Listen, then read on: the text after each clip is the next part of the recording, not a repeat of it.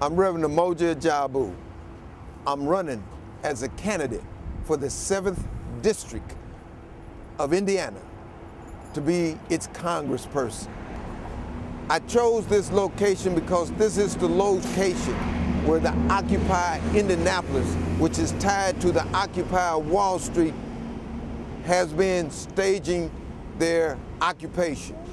I want to let the world know that I stand with the 99%, not the 1%. I stand with family values. You see these youngsters holding signs of my family. My family would not turn their back on our family. All of you know the problems that my son has been in. My son has been in problems, a young black male, but because he's been in problems, our family would not turn our back on him. We see that the present congressman, our brother, Andre Carson, supported Melina Kennedy in this mayor's race over his uncle, Sam Carson. To us, that is him turning his back on his family. His grandmother said that she wanted to keep the seat in their family. She said that she wanted to support her family, but for some reason, Andre supported someone outside of his family. We would never support someone first before our family. We're going to support our family. Our family should come first. Before my God, there is no one more important than my family. For that reason, we also say that we should not allow the federal government to balance the budget off of grandma and granddad and Aunt Susie. We have got to make sure that our senior citizens will have Medicare, Medicaid, and Social Security. If we're going to balance the budget, and I agree that we should balance the budget should be balanced from the military budget. Right now, America has 1,000 military bases around the world. The policy for Institute Study says that if they just took 1/3 of those and closed them down in Asia and Europe, it would be a savings of $20 billion a year.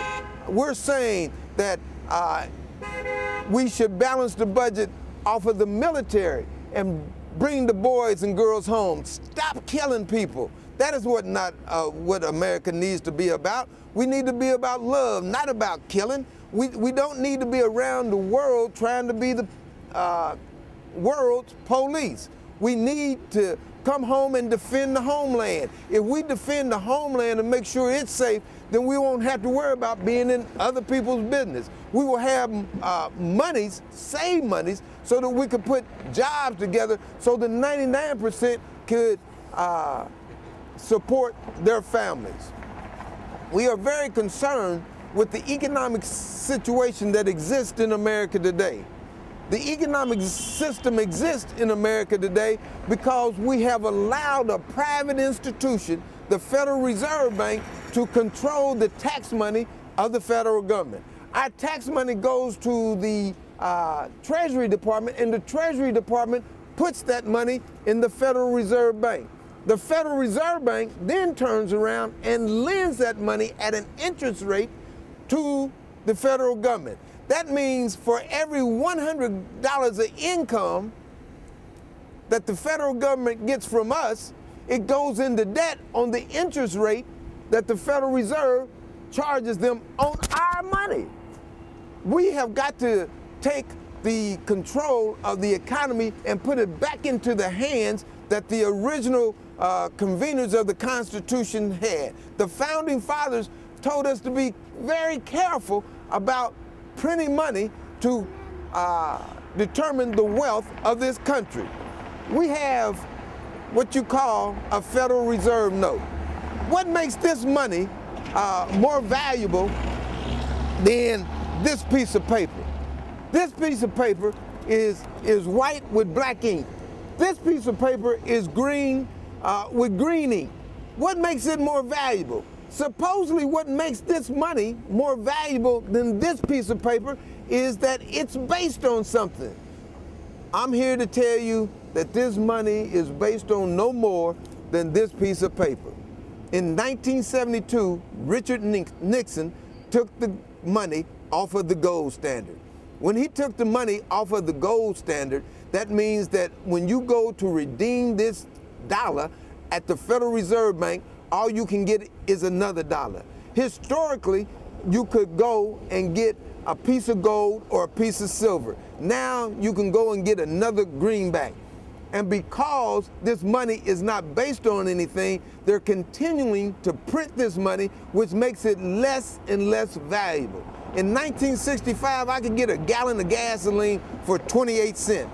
Now in 2011, that same gallon of gasoline cost me $3.28 if I'm lucky. Because the Federal Reserve continues to print money, it is devaluing the money. So it takes more money to get the same thing, and we don't get any more than the same thing that we got. Therefore, I stand and say that the Federal Reserve Bank should be abolished.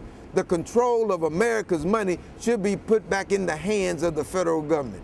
I'm also saying that when we go out here and fight these wars, that we should take care of our veterans. Right now, when you look at the homeless population, a quarter of the population of homeless people are veterans. How does a veteran leave this country and put his or her life on the line, and we find out that when he comes home, the country allows him to be homeless?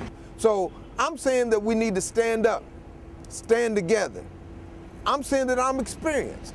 When I go to Washington, D.C., I won't be trying to find myself. I know who I am. I am unbought. I am unbossed. And I'm unafraid to tell the truth, the whole truth, and nothing but the truth. And to that end, we will have integrity in the world. We will stop bombing the world. We will come home, protect this homeland, and we will save the money, and we'll put the 99% to work, and we will make sure that the 1% pays their fair share of taxes.